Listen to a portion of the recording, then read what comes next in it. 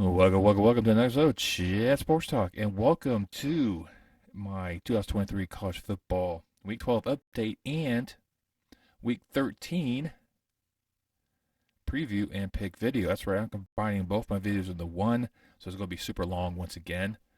I do apologize for this one in advance, but as we all know, in case you watched my NFL one the other day, it's Thanksgiving weekend. I got to try to get things condensed and put out there so I can spend time with the family, and then you can, in between power naps of feasting throughout the day, you can watch one of my vids. Or fall asleep to my smooth and soothing voice as I spew complete football nonsense. Anyways, let's go over a quick recap of Week 12 of my picks. I actually did the exact same thing again, went 8-4, which I'm happy with that. Like I said, that seems to be about my normal right now. I think it's my fourth time hitting that particular mark this season. And like I said, they give you a good return for your money, maybe. So my losses, App State and James Madison. I said this will go in overtime. This will be close. I said James Madison will win by 2. I was right. It was close. It went into overtime. App State won by 3. James Madison then lost its I don't know if I mentioned it before, but James Madison lost its second attempt to get its postseason ban lifted for their transition. Virginia Attorney General talking about suing the NCAA. James Madison's now just said, okay, we're just going to stop any and further actions, and we'll just kind of deal with it as such, which I think is the right part. James Madison, I mean, you fought once, lost. You tried it again later on as your season progressed, and you actually got ranked. And it just didn't go your way. No travesty in that one. And it's travesty not seeing James Madison in the postseason. Travesty not seeing possibility of James Madison in the Sun Belt Championship game this year. So you do have that one out there. But App State, like I said, it's one of those feisty little teams that continues to find ways to just win when they shouldn't. And then Utah and Arizona. Once again, I bet against Arizona. That should be a lesson to me. Definition of sanity is doing the exact same thing over and over again, but expecting different results. So I keep doing Arizona. I keep picking against them, and they keep winning. They keep beating ranked opponents. They just keep on chugging. Right now, Arizona's on the cusp of trying to get in that Pac-12 title game. There's lots of things have to happen for them to get there. The fact that they have the opportunity to do it speaks highly of how well coached this team is. Then the Battle of LA, I thought this would be Cal Williams' swan song because his college days are done. I doubt he'll play in the bowl game. He may do some type of senior bowl, but beyond that, I think he is done with college football. So I thought he was going to go out on top, beating his inner city rival. Not even close. The complete downhill spiral of the Trojans is astonishing for this season.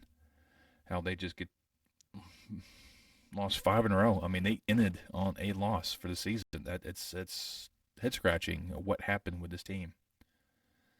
The bar was set so high for them, and they just barely get to a bowl. I don't know. It's something. Something's not right there in the waters of LA, but UCLA came out on top. So good for them, but USC definitely going the next season with a lot of question marks. And then UNLV and Air Force. Wow. Tale of two halves. Air Force dominated the Rebels in the first half. Then the Rebels started to play, and Air Force forgot how to play. UNLV shut out the Falcons in the second half, dominated them, and ensured that UNLV continue to have their best season. I think it was, 84, 86. Like I said, when Randall Cunningham was the quarterback. And those of you who knew who that name is, he was a quarterback of the Philadelphia Eagles at one point in time. Actually led the Eagles to a Super Bowl. Didn't win, but still, he was still there. And then he had a time frame in Minnesota.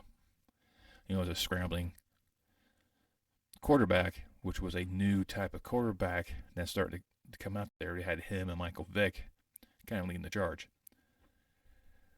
But that's how long ago UNLV was a good football program. Now they're on the cusp of making the Mountain West Championship. But as I was looking at it, I was like 8-4. I was like quite happy with that mark, and led me to the updating my point index poll. So there was a few changes in that one. 2 teams from the top 25 did drop out. Kansas and Utah in there. Now they're both gone.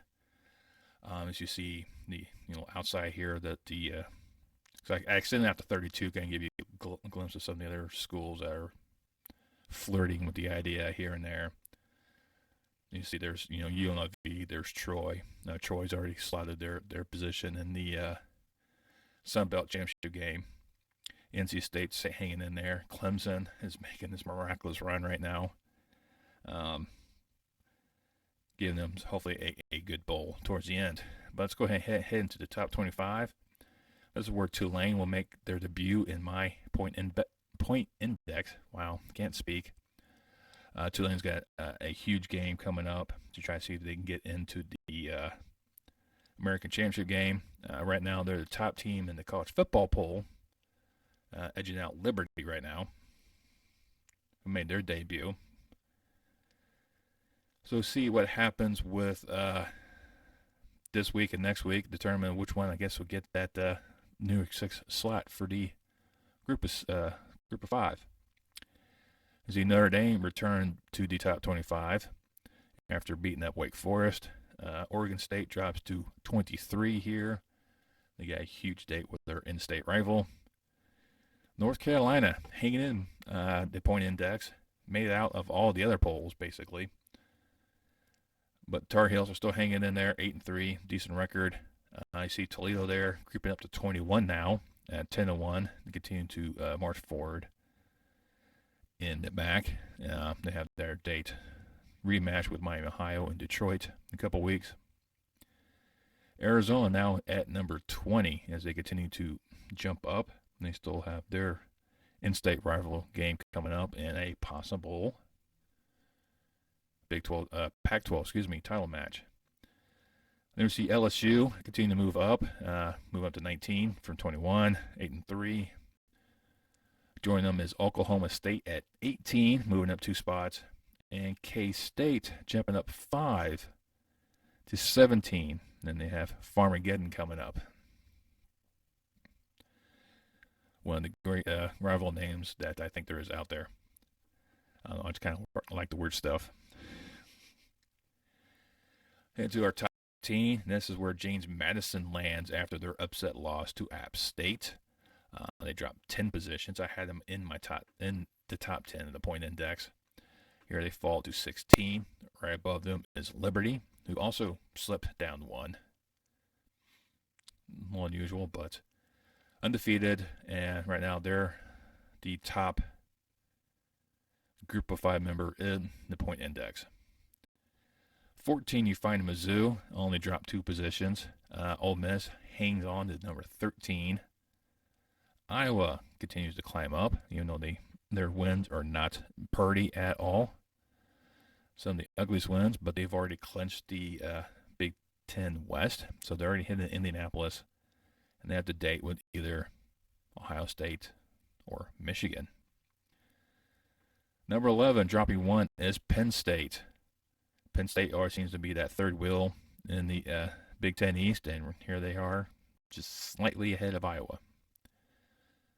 Returning to the top 10, Oklahoma. They still have a shot to get a rematch with Texas for the Big 12 title game. Let's see how that one plays out. Moved up moved up 1 to number 10. Hanging at number 9, Oregon.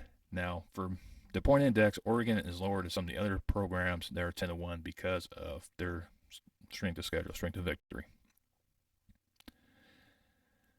Personally, I'll definitely have them higher, but I have to go with the numbers. Number 8, Alabama drops 2 spots. Taking on Chattanooga towards the end of the season does not help your status at all. Kind of drops you a bit in the point index system. But they do have the Iron Bowl coming up and SEC Championship, so they have 2 games to really kind of help bolster their numbers. Auburn, who's not going to be easy out, and Georgia. That's going to be a heck of a showdown between those 2. Moving up 1, Louisville. They got their slot set for Charlotte against Florida State. They got their Commonwealth Cup coming up against Kentucky. So let's see if they can hang on to that one. Now heading to the top 6. Talking about the first 2 out. Texas up 1 to number 6. Continuing to impress, continuing to roll on. It doesn't matter who seems to be the quarterback for the Longhorns. I think they're destined to make it to Arlington, even though they're not locked as of yet. So let's see what they handle, how the upcoming game against Texas Tech is going to be like. See if they get in. Number 5, Washington. Washington's still number 5 in the point index. You know, the college football playoff now has them at number 4. So maybe a little foreshadowing coming up with that one. They had a grueling match against Oregon State. Still won that. So every time they face a dominant team or a very high quality team, they edge out victories. They beat Oregon. They beat Oregon State, Utah, USC. They still got their matchup at Washington State in the Apple Cup, which is guaranteed to continue for 5 more years. They've already signed a deal to make sure this happens. So good for Washington State, ensuring that rivalry continues and to maintain that one, unlike other schools that let those rivalries kind of go away. And the top 4, Georgia still hanging at number 4. They still got good old-fashioned hate coming up against Georgia Tech and the matchup against Alabama in the SEC Championship. I think if Georgia wins both of those, they're in. If they lose the SEC Championship, then there's some scenarios there you have to talk about. But that's a future problem. We're just going to worry about the clear and present right now, what we see. And right now, Georgia's 4 in the point index. Personally, I would definitely have them a little bit higher. Number 3, Florida State drops. Now, I told you last week when Florida State's taking on North Alabama, they will fall in the point index because taking on SC schools at the end of the season hampers you in this system.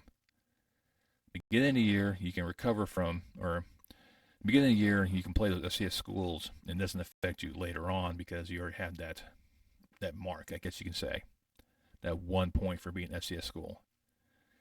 The funny thing is, that first quarter, it was all North Alabama, 13-0. I think that scared the college football playoff committee, because that's, I think, one of the reasons why Florida State dropped out of the top 4. Plus, having Travis gone for the season, his college career is now over with a leg injury suffered against North Alabama. Well, Florida State came battling back, shut out North Alabama, and pretty much won it for their quarterback. But that puts into question game against Florida, puts in question the game against Louisville and Charlotte. So we'll see how that one plays out. Moving up to number 2, Ohio State. Continues to roll. They got the game coming up. It's going to be a huge factor in a lot of reasons to see who's going to be do number 1, basically. And let's go ahead and look on the other side of the coin. Michigan, number 1, moved up to number 1, back to number 1. And Harbaugh won't be here. He's serving his time. He realizes if Michigan can win at home against their arch rival, they go back to the Big Ten championship, and he's back to the sidelines. And then he'll be there for the college football playoff. I think after this season, like I said, I think Jim Harbaugh is done with coaching college level. But, when all said and done, I mean, his Michigan team has continued to win even without Harbaugh there. The first 3 games, Harbaugh wasn't there, and they won all 3. Last 3 games, Harbaugh's not there, and they've already won 2. So there's a lot of things going to happen, but Michigan still maintain number 1. There you go. There's the updated point index. Quick synopsis of some of the games that I lost last week. I said 8-4. Seems to be pretty normal. Coming up week 13, rivalry week. This is where a lot of the key rivalries take place, like the Egg Bowl, the Iron Bowl, Farmaggedon, the Apple Cup, Civil War, the game, good old-fashioned hate. I mean, so many quality rivalry games out there that a lot of these games actually have implications for conference title matchups. And I'll go a little different this week. I debated whether or not to do this, but I think I will. Going to go with 13 matchups. I'm going to go past my limit there of 12, hit the 13 because all 13 of these games have some type of implication of teams getting into their respective conference championship games. Like I said, some of the conference championship games are already set. Those that are set are Conference USA, New Mexico State and Liberty already in there. In the Pac-12, Washington's already in there and just waiting to see who they face. Big 12 still open up. Big Texas right now is a leading favorite to get one of those spots. The MAC set up with Miami, Ohio, scheduled to face off in Detroit. The Mountain West is still open. I think UNLV is a leading contender to be in one of those positions as well. SEC, like I said, is all set with Georgia and Alabama squaring off in Atlanta. The Sun Belt, you have Troy already in place. Just waiting to see who comes out of the East. In the ACC, Louisville and Florida State are set for Charlotte. In the Big Ten, it's Iowa versus the Michigan-Ohio State winner. That's how that one's set up for Indianapolis, and we'll see how that one goes from there. And the American, SMU is pretty much in there, but there's a lot of things kind of plays out for that one. That's why I kind of debated whether or not to cover 13 because that 13th game is the SMU game. So let's go ahead and kick this off because, as we all know, college football once again will be playing all weekend long. You have your annual Thanksgiving showdown, the Egg Bowl on Thanksgiving, sandwiched in with all the other games. And then, NFL decided to do Black Friday. College is already here, and this is where we're going to start off. We're going to start off with the Black Friday matchups, and we'll start off in Norman, Oklahoma, as the 13th ranked Sooners will play 5-6 TCU. Now, TCU has nothing to play. Well, TCU doesn't have anything to play for the conference, but they're still trying to get a bowl bid. They need one more victory to be bowl eligible. Oklahoma's trying to put themselves in position to get into Arlington, possibly a rematch with Texas and see if they can beat them twice in 1 year. And with this one, Oklahoma's favored by 10. Oklahoma's has a lot of pressure for them to try to get back into that Arlington, or that Big 12 title game and lead the Big 12 with 2 participants in the championship game that are leaving. And TCU will have no fear. They feel no evil. They will do everything. They'll pull out everything in that playbook, even those secret pages that they've forgotten about, that red ledger in a corner of the office. They'll pull that one out, come on some trick plays, try to do something to get themselves bowl eligible and continue their season. I have a feeling it's going to be a little bit too late. There's too many games that TCU blew earlier this season that they probably should have won. That game against Colorado comes right to mind, that they had the bus and then they just let them come back. So with this being said, I don't think TCU will become bowl eligible. I think Oklahoma will end up winning. Right now, Oklahoma's favored by 10. I don't think so. I think Gabriel's going to lead a nice charge against the Horned Frogs. Horned Frogs will definitely make a game of this one. This will be a lot closer than 10 points. I would not be surprised if it's like between a 3 and 6 mark, but I am going Sooners. Then we head over to Yulman Stadium over there in New Orleans with a huge American showdown between 8-3 UTSA and 23rd ranked Tulane Green Wave at 10-1. Both programs are 7-0 in conference play. This is UTSA's first year in the American, and they're already battling for the conference title. That lets you know how well this program recruits, how well this program is coached. Now, they may not have their head coach at the end of the season because he's one of the favorites to take over Texas A&M. There's a huge showdown between these two to find out who is going to the American Championship game. So I think if Tulane wins this one, they will be hosting said championship game. Then the UTSA will be probably sitting outside.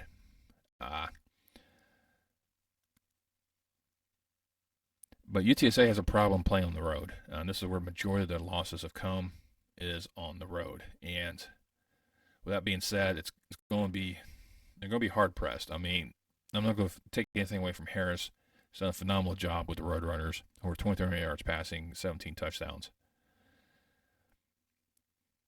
But they're not mind-blowing numbers. And Hughes for the Green Wave is a 1,000-yard rusher. He will continue the rush. He will continue to dominate the game. I think he's going to set the pace, keep a slow pace. This is what I think favors the Green Wave. UTSA has a hard time stopping the run. Army proved that one. So I think Tulane will continue that aspect, look at that film there, and try to exploit the Roadrunners' defense. Right now, Tulane's favored by 3.5. I like that number. I'm going to Green Wave as well to knock off the Roadrunners. Then we head out to the Mountain West. We head up to Boise, where the 6-5 Broncos will play host to 8-3 Air Force. Air Force is struggling. They're losers 3 in a row, including two straight conference games. They got embarrassed out in the islands, and then UNLV just dominated them in the second half.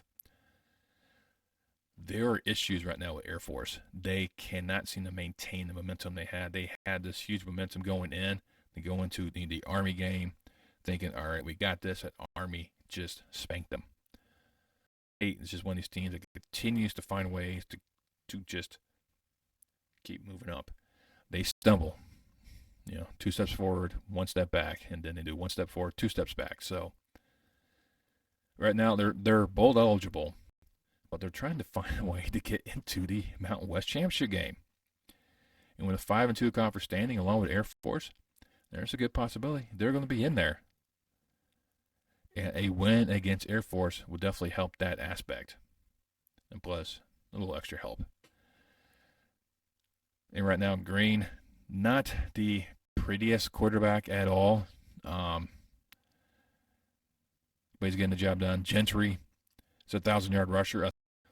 Boise State is going to utilize that running attack that Gentry can provide. Try to exploit the Air Force that way, have them shrink in and then head over the top of the Air Force. The secondary, it's shaking up right now. Like I said, that UNLV just came from behind to beat them and dominate that second half. They're shaking up. Their air defense capabilities are weak right now.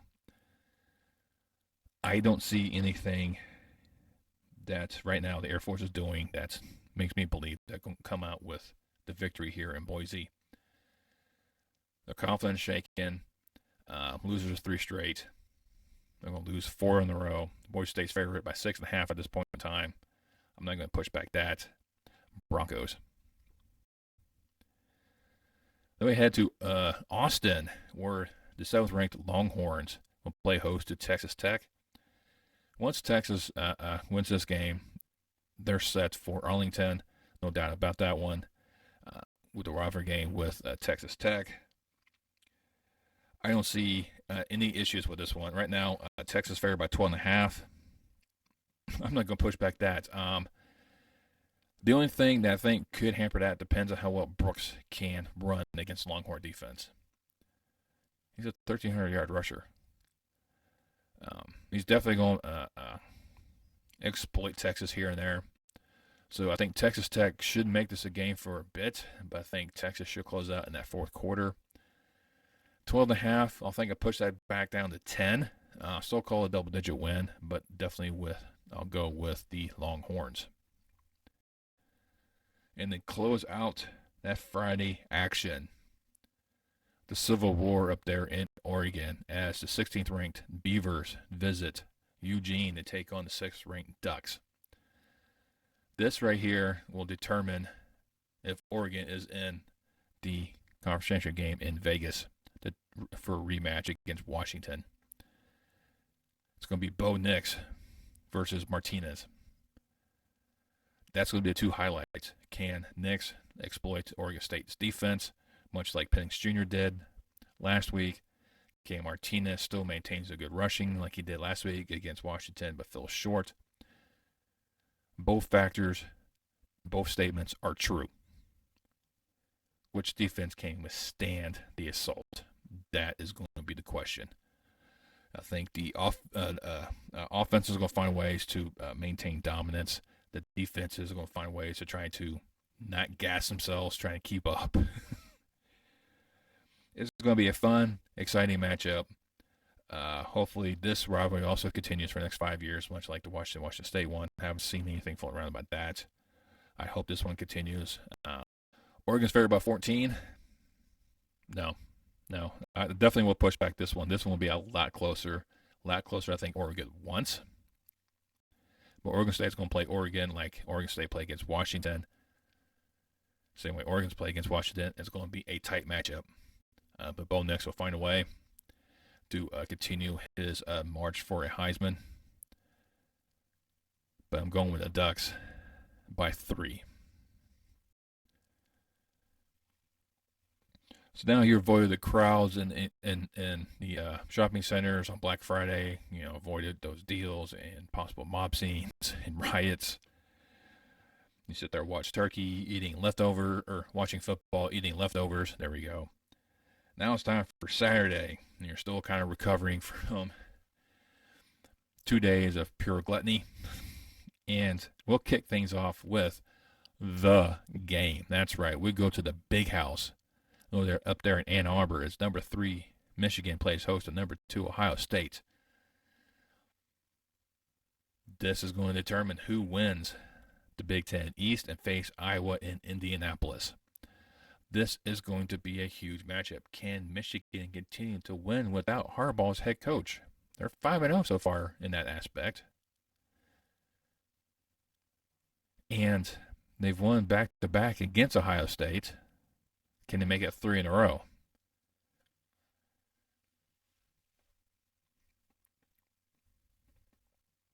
Can McCarthy continue? Or is McCord going to outdo him in the quarterback aspects? Can Corum continue being a broken-nosed, hard-nosed running back and just establish domination? Or can Harrison Jr. further impress NFL scouts even further than they already are and just have a day and possibly have Harrison as a Heisman candidate? I mean, Heisman is not solely just for the quarterbacks, but it seems to be a quarterback award lately. This game has all the intrigue and everything you want in this matchup. Right now, Michigan's favored by 3, I think solely because they're at home, especially how they're handling not having a Harbaugh there. The defense has just surrounded and dominated offenses, especially those that have some talent like in Maryland's with Tua's, with Penn State's, which seems to be the most marquee win this school has had, besides UNLV so far. They beat UNLV at the beginning of the season. But Daly, after that Notre Dame game and his comments about Lou Holtz and how Lou Holtz called Ohio State soft, they've ran with that one too. So both these have the bulletin board material to push their teams to the status they're at right now, both undefeated in and out of conference. But Daddy's going to look at what we've done against Michigan in the past 2 seasons. We have fallen short. We need this game. I believe Ohio State would go to the big house and pull off an upset. It's one of these weird games that I think it go either direction. It's just one bounce goes one way, the wind blows a kick a certain way, rotation of the earth, the sun glare. I mean, it's just so many different aspects to could play in this one. Both teams are going to come out hard hitting. It's going to be physical. The refs going to be busy. But I think Ohio State is going to find ways to edge out Michigan and escape Ann Arbor with the victory, but definitely battered. Now we're going to Las Vegas, where the surprise UNLV Rebels will play host to the San Jose State Spartans. Now UNLV is 6-1 in conference play, with San Jose State 5-2. UNLV's position in the Mountain West Championship game is not solidified yet, because especially if they lose to San Jose State, they're out, because they're 6-1 in conference play. San Jose State's 5-2. This is going to be one of these games that's going to determine the other position. So I believe Air Force and Boise State's going to be one. This is going to be the other. Anyway, UNLV has been playing. I mean, they only have 2 losses so far this season. One in conference play against Fresno State, which I knew was going to happen. But beyond that, UNLV has been dominant. San Jose State's been a surprising team. San Jose State knocked off Fresno State. So San Jose State is definitely not a team to overlook either. Mayava has been dominant for the Rebels, almost 2,400 yards passing, 2-to-1 touchdown interception ratio, not the best, but having White as one of his top receivers, over 1,100 yards. Again, half those touchdowns. As long as those two could continue to maintain that connection on the field, UNLV is going to be dangerous. They're going to put up the points.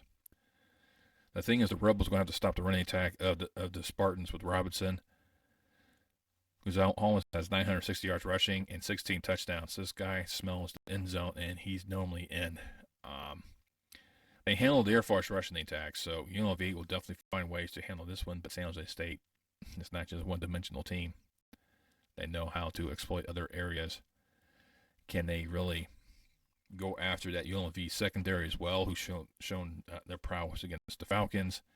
This is going to be a fun matchup right there in the Legion Stadium.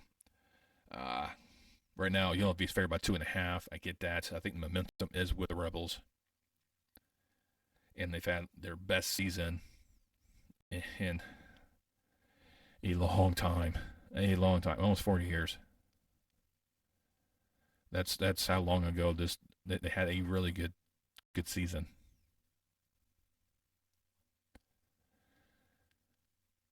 So, my hat's off to UNLV for the season they put up, but I'll give the slight edge to the Spartans. This one I am uneasy bit with. I know this is going to be a close, hard-fought battle between these two. A lot's going to be on the line. They could actually face off again in the Mountain West Championship. I forgot how things kind of play out in terms of the who beat who and where. But I know if Air Force would be out of the equation, especially if they lose to Boise State. Like I said, there's a lot of innuendos what comes with this particular matchup, but I think San Jose State could possibly edge out UNLV, but uncertain. Rivalry, the Battle of Arizona. They'll be playing out there in Tempe as the 3-8 Arizona State Sun Devils will play host to 15th ranked Arizona Wildcats, who are 8-3, 6-2 conference play. By the time this game kicks off, Arizona will know whether or not they have a shot to get into the Pac-12 Conference Championship because they already know the results of the Oregon State game. So let's just say that Oregon State wins. That opens the door for Arizona because if Arizona then prevails, they should outdo Oregon because of strength of victories. Especially since Arizona beat Oregon State, but Oregon did not. But if Oregon wins, this game is mute. So you can kind of consider this one kind of the 13th game or not. But Arizona's favored by 10.5. I don't see the difference. Arizona State's just a shell of its former self, if it had one. But give this one to the Wildcats.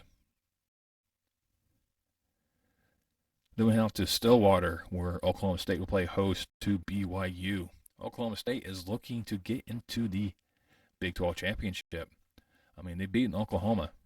So you have that game kind of in their favor, that game in their pocket, so they can utilize that to try and get that leg up. BYU has not really performed, I think, the way they want to, but they also have things to fight for because they're trying to get bowl eligible. Much like TCU and the Oklahoma game on Friday, Oklahoma State or BYU is going to have a hard time with the team looking to try to get into that title game. And I mean, losing to UCF really hampered their chances. But, they have to, just go with the flow. And right now, Oklahoma State, is favored by 17. Bowman should, do well, but he doesn't have a very good touchdown interception ratio. Gordon should be the highlight. Should be just running amok. BYU can be exploited quite handily. Iowa State has shown that one a couple weeks ago.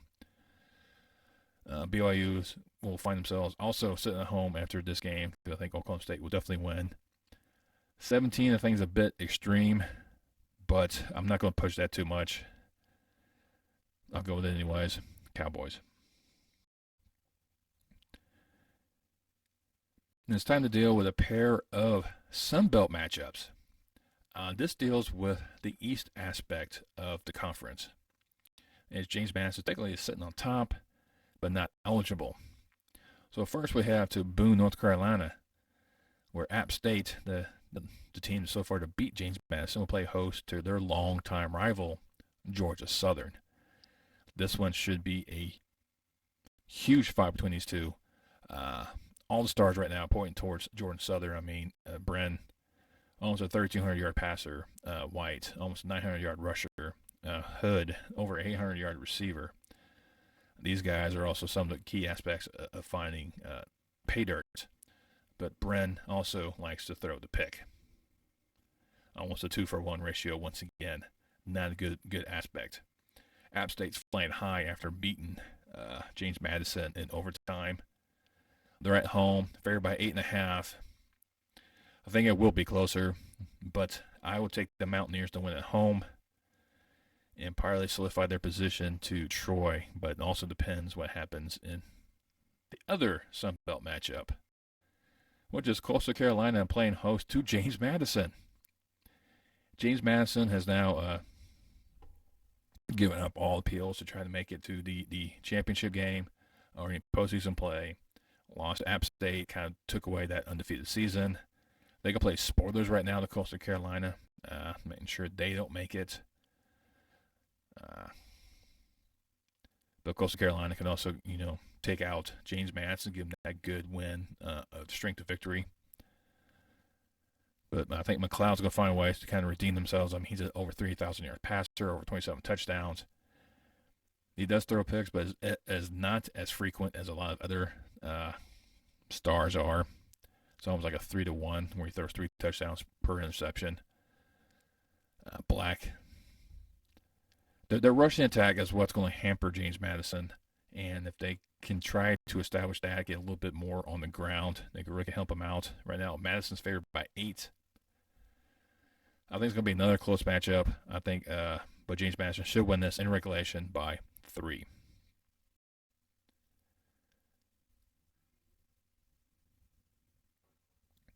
And then one of the best named rivalry games out there. I mean, I don't take nothing away against like the Iron Bowl or the Egg Bowl. I mean, the Apple Cup. Those are some great names as well. But one that just fun to say, Farmageddon. Nice play on words, especially in the farm country, Armageddon. Love the aspect. But it's Iowa State Cyclones will visit the 19th ranked Kansas State Wildcats over there in Manhattan, Kansas. Once again, with a bid for the Arlington or Big 12 championship on the line. Well, at this time frame, K-State will know their fate. So this game could be mute beyond that point.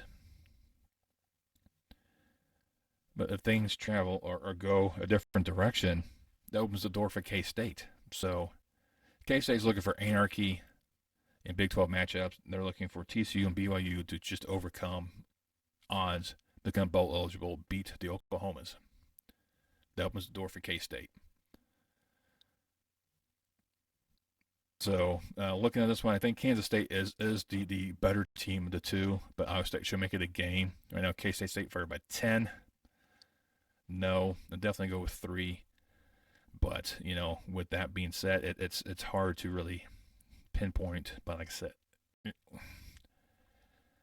pinpoint, and also by this time frame, we'll know whether or not K-State is playing for a slot in the Big 12 championship or not.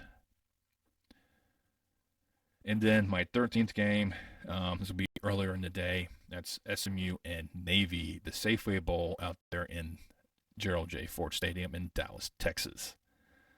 And with this one, with it being a rivalry game between these two, I'm not sure if this one's going to continue once SMU leaves for the ACC. But SMU is going to try and look to exploit Navy as best as humanly possible. I think Navy will make this a close game. Just because it's a rivalry game, end of the year. I think Navy is going to look at this one, see if they can get eligible now, and not rely on beating Army at the end of the year. Because that's also, they'll have a higher expectations to probably win there to kind of prevent Army from winning the Commander Chiefs Trophy, but that's a different time frame. Getting ahead of myself. I think SMU should win this one. They're favored by 18. I'll push back, and I'll give it to the Mustangs to win at home and go undefeated in conference play, and their date with the winner, Tulane UTSA, for the American Championship. There's my 13 games. A lot of these games will probably be mute because by the time frame it comes to those games, they already know the outcome. I think like the Iowa State Kansas. I think Iowa State Kansas State is going to be the game that won't matter much because by the time it gets to there, Kansas State's going to know their fate. And I don't know. I mean, stranger things have happened. TCU and BYU could come out of nowhere, knock off the Oklahomas, open the door of K-State, like I said. Could be complete anarchy in the Mountain West. There's just so many different innuendos and other possibilities that could possibly happen that could really affect how this will take place. Maybe Air Force UNLV win their matchups and rematch in Vegas. Who knows? But hey, let me know down below which game are you looking forward to this holiday weekend. Lots of games. I know I didn't cover the big ones like the Iron Bowl, the Egg Bowl, the Apple Cup, and name the big 3, Old Fashioned Hate. A lot of those games don't have anything on the line except for pride. Beating their rivals.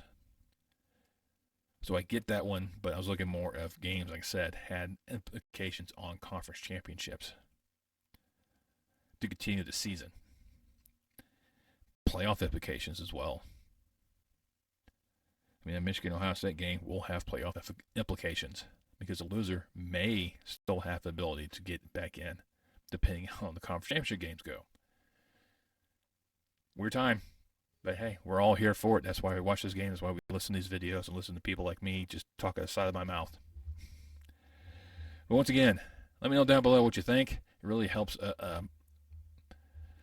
promote this video if you guys interact with each other, and it really helps boost the algorithm. You want to hit the thumbs up, especially like the content provider. Really pleases YouTube gods. Helps this video out. Helps the channel out. You also subscribe. I know during this holiday season, we're looking to find ways to save money. And one of the ways to save money is subscribe to your favorite YouTube channels because it costs you absolutely nothing. Only thing you have to do is hit that subscribe button, click that bell icon, turn on any notifications. I'll let you know next time I post any more content on my channel. And until then, I'll see you next time on Chat Sports Talk.